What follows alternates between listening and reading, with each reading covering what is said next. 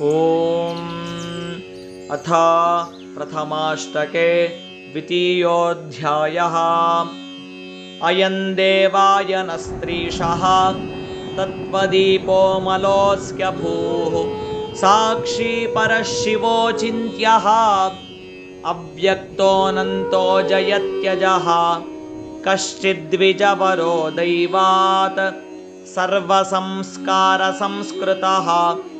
अधीतवेदवेदाङ्गः चरिताश्रमसत्क्रियः मातापितृगुरुद्युक्तः ऋणत्रयविवर्जितः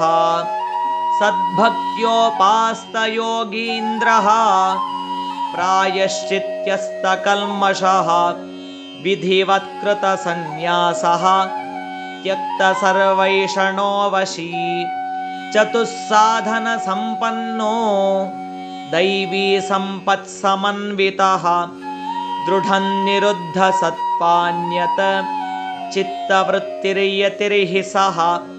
एवं सन्नपि नो शान्तिं प्राप्तो नानाश्रुतभ्रमात्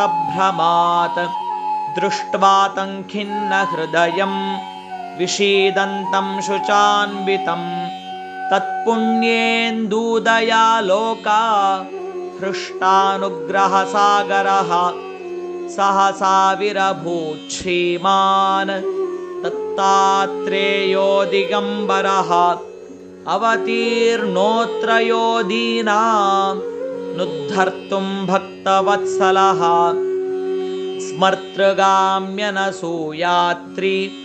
तपःसन्तानसत्फलः सर्वाभासकतत्तेजो पिहिताक्षो महामतिः यतिस्तस्मै नमश्चक्रे श्रद्धाभक्त्या महात्मने कस्मै वाङ्मनसातीता रूपायानन्तशक्तये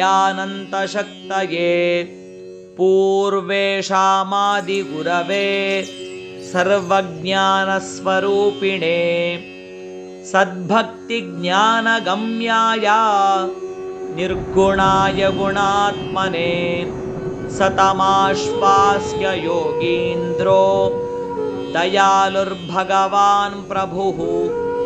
प्राह भिक्षो किमर्थं त्वं दुर्मना इव लक्ष्यसे।